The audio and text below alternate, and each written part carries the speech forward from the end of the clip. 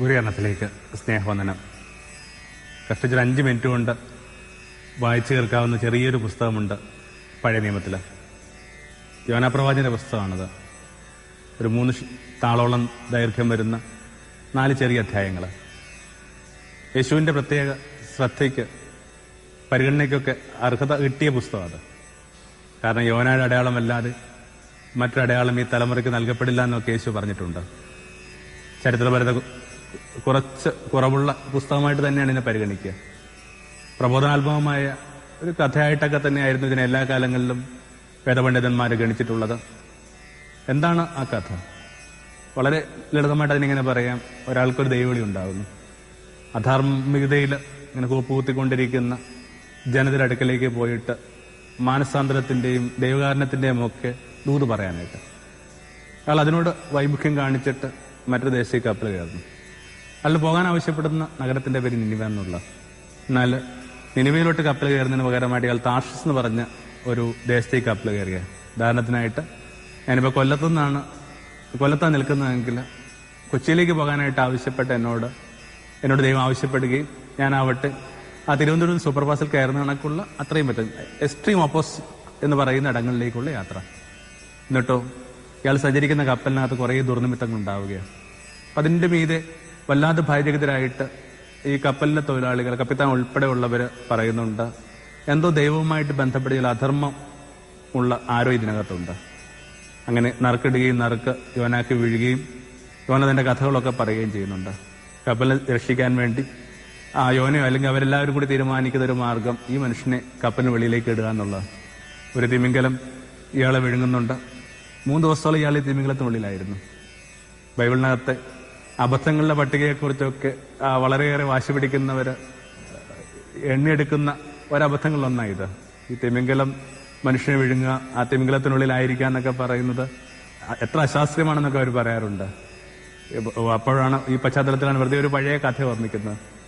ഒരു ആഫ്രിക്കൻ വയോധിക വേദപുസ്തകം വായിച്ചുകൊണ്ടിരിക്കുക. അപ്പൊ ആ വഴിക്ക് പോയ ഒരു വെള്ളക്കാരൻ പറയുകയാണ്, ഞങ്ങൾ ഈ പുസ്തകത്തൊക്കെ പണ്ട് ഉപേക്ഷിച്ചു, നിങ്ങളിപ്പോഴും ഈ പുസ്തകമൊക്കെ പഠിച്ചുകൊണ്ടിരിക്കുകയാണോ? എന്തൊക്കെ ശാസ്ത്രീയമായ കാര്യങ്ങളാണ് ഈ പുസ്തകത്തിൽ പറയുന്നത്. ഉദാഹരണത്തിനായിട്ട് യോനായെ തിമിംഗലം വിഴുങ്ങി, തിമിംഗലത്തിനുള്ളിൽ യോന 3 ദിവസം ഉണ്ടായിരിക്കുക എന്നൊക്കെ പറയുന്നത് ഒരു കുഞ്ഞിന് പോലും അറിയാതെ മണ്ടത്തരമാണെന്ന്. അപ്പോൾ ഈ സ്ത്രീ ചിരിച്ചുകൊണ്ട് പറഞ്ഞു, യോനയെ തിമിംഗലം വിഴുങ്ങിയാലും തിമിംഗലത്തെ യോന വിഴുങ്ങിയാലും എനിക്കൊരു കുഴപ്പമില്ല. പക്ഷെ ഈ പുസ്തകം ഉള്ളത് കൊണ്ടാണ് ഞാൻ താങ്കളെ വിഴുങ്ങാത്തത്. കാരണം നമുക്കറിയാം നരഭോജികളുടെ നാടാണിത്. അപ്പോൾ ശാസ്ത്രീയത പഠിപ്പിക്കുക എന്നുള്ളതല്ല വേദപുസ്തകത്തിന്റെ ഒരു പരമമായ ധർമ്മം. The word does not tell you how the heavens work but how to go to heaven എന്നൊക്കെ ഒരു സയന്റിസ്റ്റായ ഒരു വിശ്വാസി തന്നെ എന്ത് ചെയ്യുന്നുണ്ട്, അതിനെ നിർവഹിച്ചിട്ടുണ്ട്. ആകാശങ്ങൾ എങ്ങനെ പ്രവർത്തിക്കുന്നു പഠിപ്പിക്കാൻ വേണ്ടിയല്ല, മറിച്ച് ആകാശങ്ങളിലേക്ക് എങ്ങനെ പോകണമെന്ന് അല്ലെങ്കിൽ സ്വർഗത്തിലേക്ക് എങ്ങനെ പോകണം നിങ്ങളെ പഠിപ്പിക്കുന്ന പുസ്തകമാണെന്ത് വേദപുസ്തകം. അപ്പോൾ 3 ദിവസം ഈ തിമിംഗലത്തിനകത്ത് ആയിരിക്കുന്നു. അത് നല്ലൊരു മെറ്റഫറാണ് വാസ്തവത്തിൽ. 3 ദിവസം ഒരാളിങ്ങനെ കണ്ണും പോയിട്ട് ഒരു ഗുഹയ്ക്കകത്തിരിക്കുക. ഒരു കുട്ടി ആ ചിത്രം വരയ്ക്കുകയാണെങ്കിൽ കൃത്യമായിട്ട് ഒരു ഋഷി ഒരു ഗുഹയ്ക്കകത്തിരിക്കുന്ന കണക്കുള്ള ചിത്രമാണ്. അല്ലെങ്കിൽ തന്റെ സെൽഫോണൊക്കെ ഓഫ് ചെയ്തിട്ട് ഒരു ചെറുപ്പക്കാരൻ ഒരു മുറിയുടെ ഒക്കെ ഇങ്ങനെ ഓടാമ്പലിട്ടിട്ട് അകത്തിരിക്കുന്ന കണക്കുള്ള ചിത്രം. എന്നിട്ട് ആ 3 ദിവസങ്ങൾക്ക് ശേഷം ഇയാൾ എവിടെയാണോ പോകേണ്ടെന്ന് കരുതിയത്, എവിടെ നിന്നാണ് ഇയാൾ ഒളിച്ചോടിയത്, അതേ തീരത്തിലേക്ക് കൊണ്ട് ഈ തിമിംഗലം ഇയാളെ ഇങ്ങനെ തുപ്പിയിടുകയാണ്. അവിടെ അയാൾക്ക് തന്റെ ഉത്തരവാദിത്തത്തിൽ പിൻവാങ്ങുക എന്നുള്ള അസാധ്യമായി. അയാൾ പിന്നെ മാനസാന്തരത്തിന് സുവിശേഷം പ്രഘോഷിക്കുകയും അയാളെ തന്നെ അത്ഭുതപ്പെടുത്തിക്കൊണ്ട് ഈ മുഴുവൻ ദേശവും ഇങ്ങനെ വലിയ ശുദ്ധീകരണത്തിലേക്ക് വരികയാണ്. ആ ദേശത്തെ ഭരണാധിപൻ തീരുമാനിക്കുകയാണ്, മനുഷ്യർ മാത്രമല്ല ദൈവത്തിന് മുമ്പിൽ കരുണയ്ക്ക് വേണ്ടി പ്രാർത്ഥിക്കണം, മൃഗങ്ങൾ ഉൾപ്പെടെ. കാരണം ഒരു ഗ്രാമീണ സംസ്കാരത്തിൽ മനുഷ്യർ രക്ഷപ്പെടുക എന്ന് പറയുന്നതിന്റെ അർത്ഥം അവരുടെ ആ ലൈഫ് സ്റ്റോക്ക് കൂടി രക്ഷപ്പെടാന്നുള്ള, എഴുത്തിലെ പശുക്കൾ കൂടി രക്ഷപ്പെടാന്നുള്ള. കാരണം അതിനകത്തുനിന്ന് മാറി ഗ്രാമീണർക്ക് എന്ത് രക്ഷയുണ്ട്? അപ്പൊ അതിനെയൊക്കെ പട്ടിണിക്ക് ഇടുന്നു, അതിനെയൊക്കെ ചാക്കുവസ്ത്രം ധരിപ്പിക്കുന്നു. ഒടുവിൽ ആ ദൈവത്തിന്റെ മഹാകാരുണ്യം ഉണ്ടാവുകയും ആ മഹാകാരുണ്യത്തിന് മീതെ യോന തെല്ല് പരിഭവം പറയുന്നതുമാണ് ഈ ചെറിയ പുസ്തകത്തിന്റെ ആധാരം. ഈ തപസ് കാലത്ത് അതിനെ വേഗത്തിലൊന്ന് വായിച്ചെടുത്താൽ നല്ലത്. ഈ യോനയുടെ അടയാളം നമ്മളോട് എന്തൊക്കെയാണ് പറയുന്നത്? ഞാൻ വിചാരിക്കും ജീവിതവുമായി ബന്ധപ്പെട്ട ചില കാഴ്ചപ്പാടുകൾ തരുന്നുണ്ട്. ഒന്ന്, ഹാവിങ് എ പേർപ്പസ്. ഓരോരുത്തർക്കും എന്ത് ചെയ്യുന്നുണ്ട്, കൃത്യമായ ഒരു പദ്ധതിയുണ്ട്. അതിങ്ങനെ ദൈവം നിർവചിക്കുന്ന ഒരു പദ്ധതിയാണ്. വളരെ കൃത്യമായിട്ട് വ്യവസ്ഥ നമ്മൾ വായിച്ചു കേൾക്കുന്നത്, എനിക്ക് നിന്നെക്കുറിച്ചൊരു പദ്ധതിയുണ്ട്. അതെന്താണെന്നൊന്ന് ട്രേസ് ചെയ്തെടുത്താൽ നല്ലതല്ലേ? അതോ ഇങ്ങനെ ഒരു സാധാരണ ജീവിതം മാത്രം മതിയെന്ന് നിങ്ങൾ ധരിക്കുന്നുണ്ടോ? സാധാരണ ജീവിതം കൊണ്ട് അർത്ഥമാക്കുന്നത് എന്താണ്? യേശു പരാമർശിക്കുന്ന കണക്ക്, അല്ലെങ്കിൽ യേശു സങ്കടത്തോട് പറഞ്ഞ കണക്കാണ്, നോഹയുടെ കാലം വരെ മനുഷ്യർ രണ്ടു തരത്തിലാണ് ജീവിച്ചത്. കല്യാണം കഴിച്ചും കഴിപ്പിച്ചും ജീവിച്ചു. നിശ്ചയമായിട്ട് ഈ രണ്ട് കാര്യങ്ങൾ ഒരാൾക്ക് ഒഴിവാക്കാൻ പറ്റില്ല, കല്യാണം കഴിക്കുക കഴിപ്പിക്കുക എന്നുള്ളത്. പക്ഷെ ജീവിതം ഈ രണ്ട് കാര്യങ്ങളെന്ന മട്ടിലേക്ക് ചുരുങ്ങി എന്നാ ചെയ്യും? ഒന്നോർത്ത് കഴിഞ്ഞാൽ നോഹയുടെ കാലമല്ല, എല്ലാ കാലത്തിലും മനുഷ്യരിങ്ങനെ രണ്ട് കാര്യങ്ങളൊക്കെ തങ്ങളുടെ ജീവിതത്തെ ഇങ്ങനെ കൃത്യമായിട്ട് വിഭജിക്കുക. ഒരു ഇളം പ്രായം തൊട്ട് നമ്മളിങ്ങനെ കുടുംബജീവിതത്തെയൊക്കെ സ്വപ്നം കാണുന്നത്. ആൺകുട്ടി പണി പഠിക്കുന്നതും പെൺകുട്ടി മിടുക്കിയാകാനായിട്ട് ശ്രമിക്കുന്നതും ഒക്കെ ഒരു കുടുംബജീവിതത്തിലേക്ക് പ്രവേശിക്കാൻ വേണ്ടിയാണ്. നമ്മുടെ ഒരു ടീനേജിലൊക്കെ ഉണ്ടാകുന്ന സെക്സ്വലായ ചില സങ്കല്പങ്ങൾ പോലും വാസ്തവത്തിൽ ഈ കുടുംബജീവിതത്തിലേക്കുള്ള ഒരു എൻട്രി ഉണ്ടാക്കാൻ വേണ്ടിയാണ്. അങ്ങനെ 20കളുടെ ആദ്യം അവളും 20കളുടെ രണ്ടാം പാതിയിൽ അയാളും ഗാർഹിക ജീവിതത്തിലേക്ക് പ്രവേശിക്കുന്നു. അവരുടെ ജീവിതത്തിന്റെ രണ്ടാം ഘട്ടം ആരംഭിക്കുകയാണ് ഈ പിറന്ന കുഞ്ഞുങ്ങളെ സെറ്റിൽ ചെയ്യിക്കുക. കല്യാണം കഴിച്ചും കഴിപ്പിച്ചും തീരുന്ന ജീവിതം, രണ്ട് കല്യാണങ്ങൾക്കുള്ള ഒരരങ്ങ് മാത്രമായിട്ട് ജീവിതം മാറുന്നത് കഷ്ടമല്ലേ? ചുരുങ്ങുന്ന കഷ്ടമല്ലേ? ഇതിനകത്ത് എൻ്റെ ജീവിതവുമായി ബന്ധപ്പെട്ട് സമാന്തരമായൊരു പദ്ധതി ദൈവത്തിനുണ്ടോ എന്നൊക്കെ അന്വേഷിച്ചാൽ നല്ലതാണ്. വേദപുസ്തകമൊക്കെ പറയുന്ന കണക്ക് എനിക്ക് നിന്നെക്കുറിച്ചൊരു പദ്ധതിയുണ്ട്, അത് നിന്റെ നാശത്തിനല്ല, മറിച്ച് നിന്റെ ക്ഷേമത്തിൽ. ക്ഷേമം എന്നൊക്കെ പറയുമ്പോൾ ആരും വിചാരിക്കരുത് ഉപയോഗിക്കുന്ന കാറിന്റെ വലിപ്പവും വസിക്കുന്ന വീടിന്റെ വലിപ്പവും സമൂഹത്തിലെത്തി നിങ്ങൾ അനുഭവിക്കുന്ന സ്ഥാനമൊക്കെയാണെന്ന്. അത് ഇത്തിരി ഒരിടത്തിന്റെ ഒരു പ്രകാശമാണെന്ത് ക്ഷേമം നന്മ എന്നൊക്കെ പറയുക. അപ്പൊ ഇത്തിരി ഇടത്തിന്റെ ക്ഷേമവും നന്മയൊക്കെയായി ബന്ധപ്പെട്ട് ദൈവത്തിന് എൻ്റെ ജീവിതത്തെക്കുറിച്ചൊരു ബ്ലൂ പ്രിന്റ് ഉണ്ടോ? അതിങ്ങനെ അന്വേഷിച്ചു തുടങ്ങണം. വാസ്തവത്തിൽ നമുക്കറിയാം, 24 വയസ്സൊരു ചെറുപ്പക്കാരൻ, ഫ്രാൻസിസ് അയാളുടെ പേര്, അയാളിങ്ങനെ വടക്ക് പോകുന്ന വഴിയിൽ എവിടെ വെച്ചിട്ട് അയാൾ രാത്രി സത്രത്തിൽ അന്തി ഉറങ്ങുമ്പോൾ ദൈവം അയാളുടെ കിനാവിലേക്ക് വന്നിട്ട് ചോദിക്കുന്നുണ്ട്, ഫ്രാൻസിസ് നീ എന്താ ചെയ്യുന്നത്? നിന്റെ വഴി ശരിയാണോ? നീ ആരെ സേവിക്കണം? ദാസനെ സേവിക്കണമോ യജമാനെ സേവിക്കണമോ? ആ ഒരു കാഴ്ചപ്പാടിൽ അയാൾ ജീവിതം മാറിക്കഴിഞ്ഞപ്പോൾ അയാൾ ആദ്യമായിട്ട് ദൈവത്തോട് ചോദിക്കുന്ന ചോദ്യം ഇതാണ്, കർത്താവേ ഞാൻ എന്താണ് ചെയ്യേണ്ടത്? What you want me to do? എൻ്റെ ഈ ചെറിയ പ്രാണം കൊണ്ട് നീ എന്തെങ്കിലും ഒരു കാര്യം ആഗ്രഹിക്കുന്നുണ്ടോ? ആ അന്വേഷണമാണ് ഒന്നാമത്തത്. അതിങ്ങനെ നമ്മുടെ പരമ്പരാഗത ഭാഷയിൽ ഒരു ദൈവവിളി ഉണ്ടായിരിക്കുക എന്നുള്ളതാണ്. ആ ദൈവവുമായിട്ട് ബന്ധപ്പെട്ട് അല്ലെങ്കിൽ സനാതനമായ മൂല്യങ്ങളുമായിട്ട് ബന്ധപ്പെട്ട് നിനക്കൊരു നിലനിൽപ്പ് സാധ്യമാണ്. എത്ര ഭംഗിയായിട്ടാണ് വേദപുസ്തകത്തിന്റെ സുവിശേഷത്തിന്റെ ആരംഭം നമ്മളത് വായിച്ചു കേൾക്കുക. കുറെ പേരിങ്ങനെ മീൻ പിടിച്ചുകൊണ്ടിരിക്കുന്ന ഈ മനുഷ്യരുടെ അടുക്കലേക്ക് നമ്മുടെ സ്നേഹിതനായ തച്ചൻ വന്നിട്ട് പറയുകയാണ്, വാ ഞാൻ നിങ്ങളെ മനുഷ്യ പിടിക്കുന്നവരാക്കാം. ഇത്ര പെട്ടെന്നാണ് ഒരു തൊഴിലൊരു നിയോഗമായിട്ട് മാറുന്നത്. നിയോഗം എന്ന് പറയുന്നൊരു പദമാണ് ഭാരതീയനോട് മാറ്റിവെക്കുക. വളരെ റിച്ചായൊരു വാക്കാണിത്. വളരെ ചെറിയ പ്രായത്തിലൊക്കെ ഇങ്ങനെ മാതൃഭൂമിയിൽ വന്നുകൊണ്ടിരുന്ന നോവൽ ഓർമ്മിക്കുന്നുണ്ട്, സേതുവിന്റെ നിയോഗം എന്ന് പറഞ്ഞ ആ വാക്ക് തന്നെ വളരെ ഇങ്ങനെ നമ്മളെ പിടിച്ചു കുലുക്കുന്ന ഒന്നാണ്. ആ വാക്കിന് ഇത്രയേ ഉള്ളൂ, വൈ യു ആർ ഹിയർ. ഓരോരുത്തർ എന്തിനാണ് ഈ പ്രപഞ്ചത്തിലായിരിക്കുക? വെറുതെ ഇങ്ങനെ ജീവിച്ച് മരിച്ചു തീരേണ്ട വിധത്തിൽ ഉള്ള ഒന്നായിട്ട് ജീവിതം ചുരുങ്ങുന്ന കഷ്ടമല്ലേ? കൊച്ചുബാവനൊക്കെ പറയുന്ന ഇത്തിരി കുറുമ്പ് പിടിച്ച എഴുത്തുകാരൻ ചോദിക്കുന്ന കണക്ക്, നീ ജീവിച്ചു മരിച്ചു, നിന്റെ ജീവിതം കൊണ്ട് ചെയ്ത അത്ഭുതം എന്താ? ആ അത്ഭുതം എന്താ? ഓരോരുത്തരും അവരുടെ ജീവിതത്തിനകത്ത് ഉണ്ടാക്കിയ ഒരു വ്യത്യാസം എന്താ? അല്ലെങ്കിൽ തങ്ങളുടെ പരിസരത്ത് ഉണ്ടാക്കിയ വ്യത്യാസം എന്താ? ഒന്നാം പാഠം അത് തന്നെയാണ്. എൻ്റെ ജീവിതത്തിന് ഞാനിപ്പോൾ ചെയ്തുകൊണ്ടിരിക്കുന്ന ജീവിതത്തോടൊപ്പം തന്നെ വ്യക്തമായൊരു ഡെസ്റ്റിനേഷനുണ്ട്. അതിങ്ങനെ ജീവിതത്തിന് കുറെ കൂടി ഏകാഗ്രത തരും. പലപ്പോഴും നമ്മുടെ ജീവിതത്തിന്റെ ഏകാഗ്രത വളരെ കുറവാണ്. നമ്മളിങ്ങനെ വളരെ അങ്ങോട്ട് ഷാറ്റേഡ് ആയിട്ടാണ് ജീവിക്കുന്നത്. കാരണം കൃത്യമായ ഒരു ലക്ഷ്യബോധമില്ലാത്ത ഒരാൾക്ക് സ്വാഭാവികമായിട്ട് ജീവിതത്തിൽ അത്ര ഏകാഗ്രത പുലർത്തേണ്ട കാര്യമില്ല. അപ്പോൾ ഒന്നതാണ് ജീവിതവുമായി ബന്ധപ്പെട്ട് അവിടുന്ന് എനിക്ക് വെച്ച് നീട്ടാൻ പോകുന്ന, അല്ലെങ്കിൽ പ്രപഞ്ചവുമായി ബന്ധപ്പെട്ട് സനാതന മൂല്യങ്ങളുമായിട്ട് ബന്ധപ്പെട്ട് അവിടുന്ന് എനിക്ക് വെച്ച് നീട്ടാൻ പോകുന്ന പ്രകാശം. ഒരു കൃത്യമായ വേദപുസ്തകത്തിന്റെ ഭാഷയിൽ പറഞ്ഞാൽ ഒരു പദ്ധതി, പർപ്പസ്. രണ്ടാമതായിട്ട് ഇതിനകത്തുനിന്ന് വഴുതിമാറുന്ന മനുഷ്യനാണ്. പലപ്പോഴും ഇതിനകത്ത് ഒത്തിരി ഇൻസെക്യൂരിറ്റി ഇൻവോൾവാണ്, അരക്ഷിതാവസ്ഥയാണ്. കാരണം ഈ കാര്യമായിട്ട് നമ്മുടെ ഒരു ലോജിക്കിന് ഇണങ്ങുന്ന കാര്യങ്ങളല്ല, ഇവിടെ യുക്തിബോധത്തിന് ഇണങ്ങുന്ന കാര്യങ്ങളല്ല. പൊതുവെ നമുക്ക് എപ്പോഴും എന്ത് ചെയ്യുന്നുണ്ട്, വളരെ സുരക്ഷിതമായ തുറമുഖങ്ങളോട് തന്നെയാണ് താല്പര്യം. പഴയ ചൊല്ല് പറയുന്ന കണക്ക് കപ്പൽ എന്ത് ചെയ്യുന്നുണ്ട്, സുരക്ഷിതമായ തുറമുഖങ്ങളിൽ തന്നെയാണ് അതിന്റെ മമതയൊക്കെ. പക്ഷെ അതുകൊണ്ട് അതിന്റെ ജീവിതത്തിന്റെ പർപ്പസ് സേവ് ചെയ്യപ്പെടുന്നില്ല. അതിന്റെ ലക്ഷ്യം എന്ന് പറയുന്നത് ഇങ്ങനെ അലമാലകളിലേക്ക് പോകാന്ന്, ചിലപ്പോൾ ഈ തിരകളിൽപ്പെട്ട് ഉലഞ്ഞാടുക എന്നുള്ളതാണ്. സ്വാഭാവികമായിട്ട് അതിനോട് നമുക്ക് താല്പര്യമില്ല. അപ്പൊ എപ്പോഴും ഓർമ്മിച്ചുകൊള്ളണം, ഒരു പദ്ധതിയുമായി ബന്ധപ്പെട്ട, ഒരു ജീവിതത്തിന്റെ ലക്ഷ്യവുമായിട്ട് ബന്ധപ്പെട്ട്, പർപ്പസുമായിട്ട് ബന്ധപ്പെട്ട് എപ്പോഴും ഇൻസെക്യൂരിറ്റി ഉണ്ട്, ഒരു അസൗകര്യമുണ്ട്, ഇൻകൺവീനിയൻസ് ഉണ്ട്. നമുക്കിണങ്ങാൻ പറ്റില്ല കാര്യങ്ങൾ പോകുന്നത്. അതുകൊണ്ടൊക്കെയാണല്ലോ യേശുവിന്റെ അടുക്കലേക്ക് യേശുവിനെ പിഞ്ചെല്ലാൻ വേണ്ടി വന്ന ശിഷ്യര്, യേശുവിനെ പിഞ്ചെല്ലാൻ വന്ന ഒരു ചെറുപ്പക്കാരൻ യേശുവിനെ ചോദിക്കുകയാണ്, നിന്റെ വീട് എവിടെയാണ്? അതിന്റെ അർത്ഥം എനിക്ക് കുറച്ചുകൂടി നീയുമായി ബന്ധപ്പെട്ട ഒരു സെക്യൂർ സ്പേസ് ആവശ്യമുണ്ട്. യേശു അവനോട് പറഞ്ഞു, കുരുവിക്ക് കൂടും കുറുനരിക്ക് മാളവും ഉണ്ണിക്ക് വീടില്ല. അർത്ഥം എന്താണ്? കുരുവിയും കുറുനരിയും അനുഭവിക്കുന്ന സ്വസ്ഥത പോലും അവനിലേക്ക് എത്തുന്നവർക്ക്, അവൻ കാട്ടിത്തരുന്ന ലോകത്തിലേക്ക്, ആ വിശാലമായ പ്രപഞ്ചത്തിലേക്ക്, ലക്ഷ്യബോധത്തിലേക്ക് എത്തുന്നവർക്ക് കിട്ടാൻ പോകുന്നില്ലെന്നുള്ള രണ്ടതാണ് ഇതുമായി ബന്ധപ്പെട്ട ഇൻസെക്യൂരിറ്റി. സ്വാഭാവികമായിട്ട് നമ്മുടെ മുമ്പിൽ പലായനമല്ലാതെ വേറെ മാർഗ്ഗമില്ല. ഈ ഇത്തരം ഒരു പദ്ധതി മുമ്പിലായിരിക്കുമ്പോൾ തന്നെ നമുക്കിണങ്ങിയ മറ്റുള്ള ജീവിതത്തൊക്കെ ക്രമീകരിച്ചുകൊണ്ട് എതിർദേശത്തേക്ക് കപ്പൽ കയറുകയാണ്. നേരത്തെ സൂചിപ്പിച്ച കണക്ക് നിനിവയിലേക്ക് പോകേണ്ട ആള് താഴ്സിലോട്ട് ഓടിപ്പോവുകയാണ്. 3, അതോടുകൂടി ജീവിതത്തിനകത്ത് വരുന്ന ഒരു തരം റെസ്റ്റ്ലെസ്നെസ് ഉണ്ട്. ഒരാളിങ്ങനെ കുറച്ചുകൂടി ട്യൂൺഡായിട്ട് നിൽക്കുമ്പോൾ മാത്രമേ അയാളുടെ ജീവിതത്തിൽ ഒരു സംഗീതവും താളവും ഒക്കെ ഉണ്ടാവുകയുള്ളൂ. കാരണം ഓർക്കസ്ട്ര കണക്കാ നേരത്തെ നിശ്ചയിക്കപ്പെടുന്ന ചില നോട്ടനുസരിച്ചിട്ട് ആവശ്യമുള്ള ആ ഒരു വാദ്യോപകരണത്തെ മീട്ടിയാൽ മാത്രമേ താളം ഉണ്ടാവുകയുള്ളൂ. ഇപ്പൊ ആവട്ടെ അപസ്മൃതിയാണ്. കാരണം നിനക്ക് വേണ്ടി നിശ്ചയിക്കപ്പെട്ട ഒരു നോട്ടല്ല നീ വായിച്ചുകൊണ്ടിരിക്കുന്നത്. അതിന്റെ കൃത്യമായ ചിത്രമാണ് നമ്മൾ വായിച്ചു കേൾക്കുന്നത്. യോന പ്രവേശിച്ചോടുകൂടി ഈ കപ്പലങ്ങോട്ട് ഒലഞ്ഞാടുകയാണ്. ഇതിനകത്ത് 2 കാര്യം ശ്രദ്ധിക്കേണ്ടതുണ്ട്. ഈ കൃത്യമായി തന്റെ ജീവിതത്തെക്കുറിച്ച് ഈശ്വരനോ പ്രപഞ്ചത്തിനോ സമൂഹത്തിനോ ഒരു പർപ്പസ് ഉണ്ടെന്ന് മനസ്സിലാക്കിയ വ്യക്തികൾ അതിനകത്തുനിന്ന് വഴുതിമാറി കഴിയുമ്പോൾ അവരുടെ ജീവിതത്തെ മാത്രമല്ല കഠിനമാക്കാൻ പോകുന്നത്, ആരോടൊത്ത് വസിക്കുന്ന അവരുടെ ജീവിതത്തെയും കഠിനമാക്കുന്നുണ്ട്.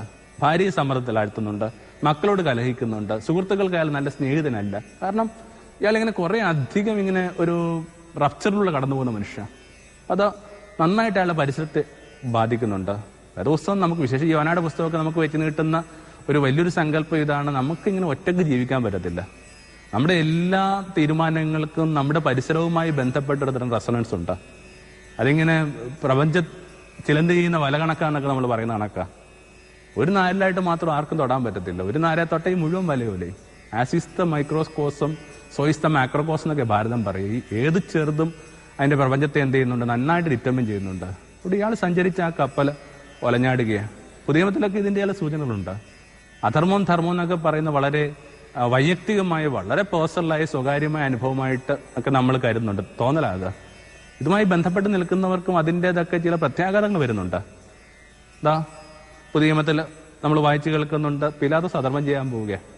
ഈ ഭൂമി ജന്മം കൊടുത്തതിൽ വെച്ച് ഏറ്റവും നീതിമാനായ ഒരു മനുഷ്യനെതിരായിട്ട് അല്ലെങ്കിൽ ചീട്ട് കീറാൻ പോയി, അയാളുടെ ചീട്ട് കീറാൻ പോയി, അല്ലെങ്കിൽ അയാൾക്കെതിരായിട്ട് കുറിപ്പെഴുതാൻ പോവുകയാണ്. എന്നിട്ടോ ആ പിറ്റേന്ന് അയാളുടെ നീതിപീഠത്തിലായിരിക്കുമ്പോൾ ഭാര്യ അയാൾക്ക് കൈമാറുന്ന ഒരു കത്തുണ്ട് ദൂതൻ വഴിയായിട്ട്. എന്താണ് ആ കത്തെന്ന് നമുക്കറിയാം. നിങ്ങൾ വിധിക്കാൻ പോകുന്ന നീതിമാൻ വന്നിട്ട് എന്റെ ഉറക്കം കെടുത്തി. സ്വന്തം ഭാര്യയുടെ കിനാവി വന്നിട്ട് ഉറക്കം കെടുത്തുന്ന ഈ നീതിമാൻ എന്തുകൊണ്ടായിരിക്കണം അത്? എന്തായാലും അവളൊരു അധർമ്മം ചെയ്തിട്ടില്ല. അധർമ്മം ചെയ്തതൊക്കെ ആരാണ്? പീലാത്തോസ്. വിധിക്കുന്നതും വധിക്കുന്നതും കൈകഴുകി മാറുന്നതൊക്കെ പീലാത്തോസ്. പക്ഷെ സുഖത്തിന് പോകുന്നത് അയാൾ കെട്ടിപ്പിടിച്ചുറങ്ങുന്ന ഭാര്യയൊക്കെ. നമ്മുടെ ചില തീരുമാനങ്ങളൊക്കെ ഇങ്ങനെ നമ്മുടെ മാത്രം പ്രശ്നമല്ല, അത് അതിന്റെ പരിസരങ്ങൾ ഉണ്ടാക്കുന്ന ചില ഉലച്ചിലുകളൊക്കെ ഉണ്ടെന്നുള്ളതിൻ്റെയാണ് അതിന്റെ ഒരു മൂന്നാമത്തെ ഒരു സൂചന. റെസ്റ്റ്ലെസ് ആക്കിയ. 4മതായിട്ട് ഇയാൾക്ക് കൃത്യമായ ഒരു ദിശാബോധം കൊടുക്കുന്ന ആരാണ്? ഈ കപ്പലിലെ തൊഴിലാളികളാണ്, കപ്പിത്താൻ ഉൾപ്പെടെയുള്ളവർ. അവരാ പറയുന്നത്, എന്തോ ചില കാര്യങ്ങൾക്കകത്ത് നീ മാറി നടക്കുക, നീ നിന്റെ അതേ കാര്യത്തിൽ തന്നെ മടങ്ങിപ്പോവുക. പലപ്പോഴും ഈ ദൈവിക പർപ്പസ്, ദൈവിക നിയമം എന്നൊക്കെ നമ്മൾ കരുതുന്ന പല കാര്യങ്ങൾക്കകത്തുനിന്നും നമ്മൾ വഴുതി മാറിയും ഡോഡ്ജ് ചെയ്തൊക്കെ ജീവിച്ച് കഴിയുമ്പോൾ വളരെ സാധാരണക്കാരായ ചില മനുഷ്യർ വന്നിട്ട് നമ്മുടെ ജീവിതത്തിൽ ഇടപെടും. അവർ നമ്മുടെ ജീവിതത്തെ കുറെ കൂടി അർത്ഥപൂർണ്ണമാക്കാനായിട്ട് ആവശ്യപ്പെടും. അപ്പൊ അത് എനിക്ക് പലപ്പോഴും തോന്നുന്നുണ്ട്, ഈ ദൈവിക പദ്ധതി എന്ന് പറയുന്ന ഒന്നിങ്ങനെ രാത്രി നിങ്ങൾ ഉറങ്ങുമ്പോൾ ദൈവം കാതോടൊന്ന് മന്ത്രിക്കുന്നതല്ല, അല്ലെങ്കിൽ പ്രാർത്ഥിച്ചുകൊണ്ടിരിക്കുമ്പോൾ ക്രൂശ് രൂപത്തിൽ കേൾക്കുന്ന ശബ്ദവുമല്ല. വേദപുസ്തകത്തിലൊക്കെ പൗലോസ് പറയുന്ന കണക്ക് God spoke to men through varied forms and means. ഒത്തിരി വഴികളിലൂടെ ദൈവം മനുഷ്യരോട് സംസാരിച്ചിട്ടുണ്ട്. വിശേഷിച്ചും നമ്മുടെ കാലത്തിൽ നമ്മൾ കടന്നുപോകുന്ന ചില സംഭവങ്ങൾ, നമ്മൾ അഭിമുഖീകരിക്കുന്ന ചില വ്യക്തികളൊക്കെ നമ്മുടെ ദൈവത്തെക്കുറിച്ച് വ്യക്തമായ ധാരണ തരും. ഏറ്റവും നല്ല ഉദാഹരണം സിദ്ധാർത്ഥന്റെ അല്ലേ. പക്ഷെ ഭാരതത്തിൽ ഇത്രയും പ്രകാശമുള്ള മനുഷ്യൻ ഉണ്ടാവില്ല. സ്വാഭാവികമായിട്ട് രാജകുമാരൻ എന്ന നിലയിൽ അയാൾ എന്തുമാത്രം പണ്ഡിതന്മാരും ഗുരുക്കന്മാരും ഒക്കെ പഠിപ്പിച്ചിട്ടുണ്ടാവും. പക്ഷെ അതൊന്നും ഈ മനുഷ്യന്റെ ജീവിതത്തെ മോണിറ്റർ ചെയ്യുന്നില്ല. ഈ മനുഷ്യന്റെ ജീവിതത്തെ മോണിറ്റർ ചെയ്യുന്ന ചാന്ദ്രൻ എന്ന് പറയുന്ന ഒരു സാരഥിയാ, രഥം ഓടിക്കുന്ന ആളാ. ഇങ്ങനെ പോകുന്ന വഴിക്ക് ഓരോരോ കാഴ്ച കണ്ടിട്ട് ഇയാളോടാ ചോദിക്കുന്നത്, സാരഥി എന്താണത്? ആ കാണുന്ന ആ ജീവി എന്താണ്? മനുഷ്യൻ അങ്ങനെ. അപ്പോഴാണ് പറഞ്ഞു കൊടുക്കുന്നത്, അതിങ്ങനെ വാർദ്ധക്യമാണ്. ഉടനെ ചോദിക്കുന്നുണ്ട്, എനിക്ക് വാർദ്ധക്യം വരുമോ? അല്ലെങ്കിൽ പിന്നെ ഒരു കാഴ്ച കാണുമ്പോൾ ഒരാൾ കടന്ന് പൊളയുക, എന്താണ്? രോഗമാണ്, എനിക്ക് രോഗം വരുമോ? അതിനൊക്കെ ഈ തെരാളി കൊടുക്കുന്ന സൂചന ഇതാണ്, നിനക്കും വരും കുമാരൻ, നിനക്കും വരും കുമാരൻ, നിനക്കും വരും. പിന്നെ കാണാം ഒരു 4 പേരിങ്ങനെ ഒരാളെ ഇങ്ങനെ ചുമന്നുകൊണ്ട് പോവുക, ഒരു തുണിക്കട്ടിലോ ഇങ്ങനെ എടുത്തോണ്ട് പോവുക. കൂടെ ഇങ്ങനെ കുറേ അധികം സ്ത്രീകൾ ഇങ്ങനെ കരഞ്ഞു കൂടെ പോകുന്നുണ്ട്, അനുധാവനം ചെയ്യുന്നുണ്ട്. ശ്മശാനത്തിലേക്ക് പോവുക. എന്താണ്, എവിടേക്കാണ് കൊണ്ടുപോകുന്നത്? അപ്പം മരണോ? ഉടനെ ചോദിക്കുന്നുണ്ട് തെരാളി, എനിക്കും വരുമോ മരണം? കുമാരൻ നീയും മരിക്കും. ഇത് ഈ മനുഷ്യന്റെ ജീവിതത്തെ ഇങ്ങനെ ഓൾട്ടർ ചെയ്യുക. വളരെ നിസ്സാരം നമ്മൾ കരുതുന്ന, വളരെ ഇൻസിഗ്നിഫിക്കൻ്റ് എന്ന് നമ്മൾ നമ്മുടെ ജീവിതത്തിൽ പ്രതീക്ഷിക്കുന്ന മനുഷ്യരൊക്കെ നമ്മുടെ ജീവിതത്തെ വീണ്ടും ഇങ്ങനെ ദൈവിക പദ്ധതിയുമായിട്ട് അടുപ്പിച്ച് നിർത്തിയ. അടുത്ത കാലത്തൊക്കെ ഒരു മലയാളത്തിലുണ്ടായൊരു നല്ലൊരു വ്യത്യാസം, ഇങ്ങനെ നന്മയുടെ പൊടിപ്പുകളെ സൂചിപ്പിച്ചുകൊണ്ട് കുറെ അധികം ചിത്രങ്ങൾ ഇവിടെ വന്നിട്ടുണ്ട്. അത്തരത്തിൽ ഒരുപക്ഷെ വളരെ ശ്രദ്ധ കിട്ടിയ ഒരു ചിത്രം, അതിനകത്ത് ഒരു ട്രൂ ഇൻസിഡന്റുമായിട്ട് അതിനകത്ത് ബന്ധമുണ്ട്.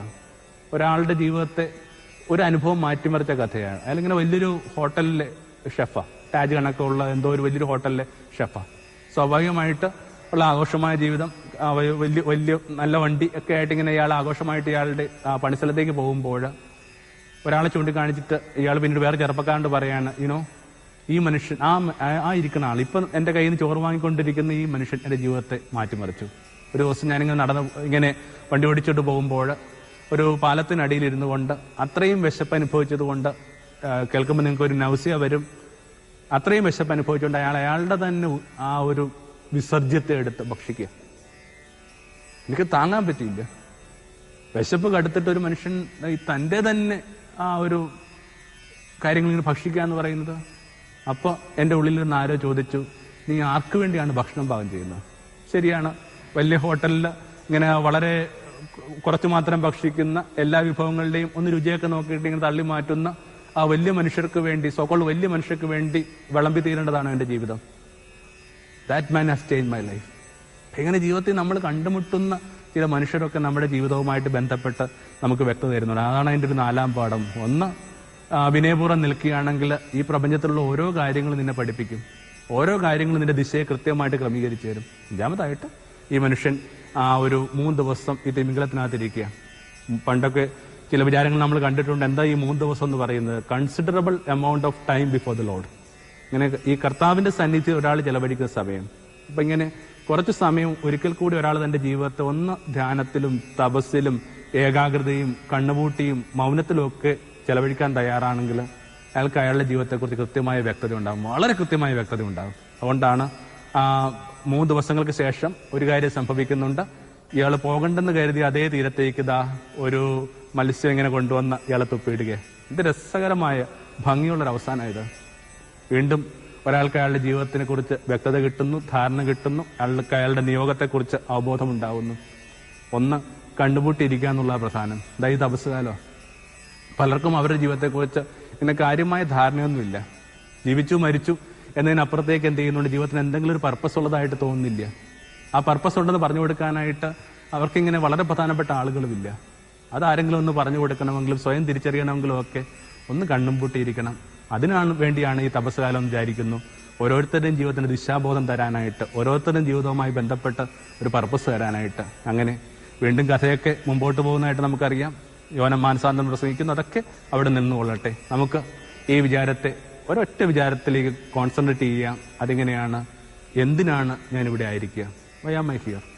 2 കല്യാണങ്ങൾക്ക് ഇങ്ങനെ വേദിയാവേണ്ട ഒരു ജീവിതമാണ് എൻ്റേത്. 2, ഈ ഇത്തരം പർപ്പസിൽ നിന്ന് ഒരാൾ വഴുതി മാറിക്കഴിഞ്ഞാൽ, അതിങ്ങനെ നന്നായിട്ട് അറിവുള്ള മനുഷ്യർ വഴുതി മാറിക്കഴിഞ്ഞാൽ അവർക്ക് എന്തെങ്കിലും സ്വസ്ഥത ഉണ്ടാവോ? അവർ ഉറ്റവർക്ക് സ്വസ്ഥത ഉണ്ടാവോ?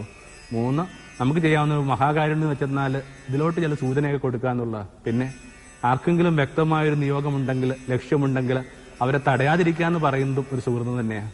ഞാൻ എപ്പോഴും ഇങ്ങനെ മനസ്സുകൊണ്ട് ആദരിക്കുന്ന ഒരു സ്ത്രീയെ, ശ്രീനാരായണ ഗുരുവുമായി ബന്ധപ്പെട്ട സ്ത്രീയാണ്. ഗുരുവിന്റെ കല്യാണ നിശ്ചയമൊക്കെ കഴിഞ്ഞിട്ടുണ്ട്. 2 ദിവസമുള്ളൂ, അല്ലെങ്കിൽ പിറ്റേ ദിവസം കല്യാണോ.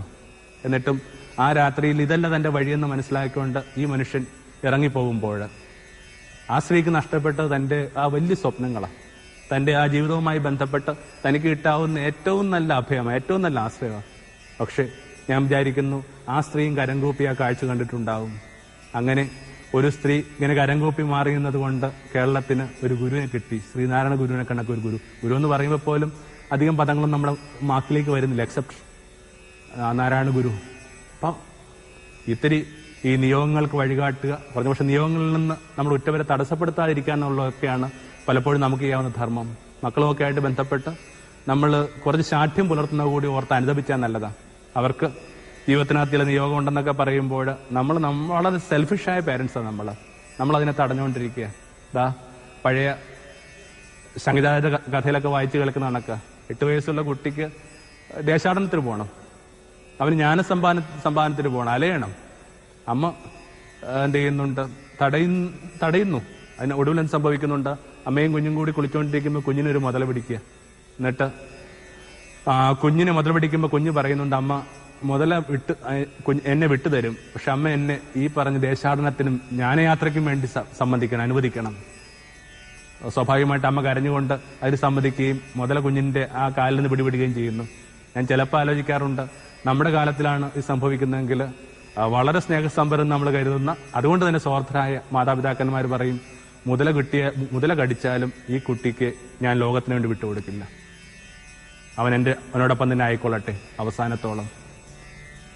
ബുദ്ധ പാരമ്പര്യങ്ങളിൽ നിന്ന് പണ്ടൊരിക്കൽ സൂചിപ്പിച്ച കഥയ്ക്ക് ഇവിടെ ഒരു പ്രസക്തി ഉണ്ടെന്ന് തോന്നുന്നു. അതുകൊണ്ട് അതൊന്ന് ആവർത്തിച്ച് അവസാനിപ്പിക്കുകയാണ്. ഒരു മകൻ, അമ്മ കഷ്ടപ്പെട്ട ഈ മകനെ വളർത്തണം. അത്രയും കഷ്ടപ്പെടുത്തി വളർത്തിക്കൊണ്ട് അമ്മയ്ക്ക് ഈ മകനെക്കുറിച്ച് വലിയ സ്വപ്നമാണ്. മകന് നല്ല ബുദ്ധിയാണ്. അവനിങ്ങനെ ഒരു ചലിക്കുന്ന വിജ്ഞാനകോശം, ഒരു വാക്കിംഗ് എൻസൈക്ലോപീഡിയ എന്നൊക്കെ വിശേഷിപ്പിക്കുന്ന വിധത്തിൽ ഇന്റലിജന്റാണ്. വൈകാതെ ഇവനിങ്ങനെ ഷൂട്ട് ചെയ്ത് അദ്ദേഹത്തിന്റെ രാജായിട്ട് മാറി. മകനെ കാണാനായിട്ട് ചെല്ലുമ്പോൾ എല്ലാവരും പറഞ്ഞുകൊണ്ടിരിക്കുന്നത് ഈ മകന്റെ പാണ്ഡിത്യത്തെക്കുറിച്ച്. പക്ഷെ അമ്മയ്ക്ക് സന്തോഷം പറഞ്ഞില്ല. അമ്മ ഇങ്ങനെ കൊട്ടാരത്തിലേക്ക് പ്രവേശിച്ചപ്പോൾ കണ്ടു, വലിയ പണ്ഡിതന്മാർ ചോദിക്കുന്ന ചോദ്യങ്ങൾക്കൊക്കെ മകനിങ്ങനെ വളരെ കൂളായിട്ട് ഉത്തരം പറഞ്ഞുകൊണ്ടിരിക്കുക. അമ്മ പതുക്കെ അവന്റെ അടുക്കലേക്ക് വരുന്നു, അവനെ അടിമുടി നോക്കി, എന്നിട്ട് തന്റെ ആ മെല്ലിച്ച കൈ ഒന്ന് വിരിച്ചിട്ട് ഒറ്റടി കൊടുത്തു. എന്നിട്ട് ഈ സ്ത്രീ വാവിട്ട് കരയുക.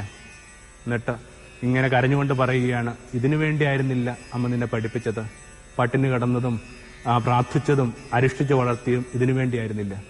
ഈ കൊട്ടാരത്തില് രാജഗുരുവായിട്ട് ജീവിതകാലം മുഴുവൻ ഇങ്ങനെ സന്തോഷമായിട്ട് കഴിയാൻ. എന്നിട്ട് നിലവിളിച്ചുകൊണ്ട് പുറത്തേക്ക് ഓടിപ്പോയി. ആ അടിയുടെ ആഘാതത്തിൽ നിന്ന് ഒന്നുണർന്നപ്പോൾ മകൻ പതുക്കെ ഈ കൊട്ടാരം വിട്ടു. കുറെ അധികം കൂലിപ്പണിക്കാർ താമസിക്കുന്ന ഒരു തെരുവുണ്ടായിരുന്നു. ആ തെരുവിൽ ചെന്ന് അവരോടൊപ്പം താമസം ആരംഭിച്ചു. അവരോടൊപ്പം പകല് കൂലിപ്പണിക്ക് പോയി. സന്ധ്യയിൽ തിരികെ വന്നിട്ട് അവരുടെ കുഞ്ഞുങ്ങളെ അടുത്ത് വിളിച്ചിരുത്തി അക്ഷരം പഠിപ്പിച്ചു തുടങ്ങി. ആ, ഈ, ഇറ്, ഇല്. ഇന്നലത്തെ രാജഗുരുവാ, ഇപ്പൊ കളരിയാശാനാ. അങ്ങനെ അയാൾ തന്റെ ജീവിതത്തിന്റെ നിയോഗം തിരിച്ചറിഞ്ഞു, സഫലമാക്കി. അയാൾ തന്റെ ജീവിതത്തിന്റെ പർപ്പസ് തിരിച്ചറിഞ്ഞു. ഞാൻ വിചാരിക്കുന്നു 40 കഴിഞ്ഞിട്ടുള്ള ഏതൊരു ആളുടെയും അപ്പനും അമ്മയും ഇപ്പോഴും ജീവിച്ചിരിപ്പുണ്ടെങ്കിൽ ചെയ്യേണ്ട ഒരു കുഞ്ഞു കാര്യമുണ്ട്. ആ മെല്ലിച്ച കൈ കൊണ്ട് പതുക്കെ ഒന്ന് കർണത്തിലടിച്ചത് പറയണം, ഇതിനു വേണ്ടിയായിരുന്നില്ല ഞങ്ങൾ മുട്ടിലുമെന്ന് പ്രാർത്ഥിച്ചതും പട്ടിണി കടന്നും പഠിപ്പിച്ചതും. ഇനി അങ്ങനെ ഒരാളില്ലെങ്കിൽ, അവർ മരിച്ചു പോയിട്ടുണ്ടോ അകലെയാണെങ്കിൽ ചെയ്യാവുന്നൊരു കൊച്ചു കാര്യമുണ്ട്, പതുക്കെ ഒന്ന് കണ്ണുപൂട്ടുക. എന്നിട്ട് സ്വയം ഒന്ന് അടിച്ചുകൊണ്ട് പറയുക, ഇതല്ല ജീവിതം.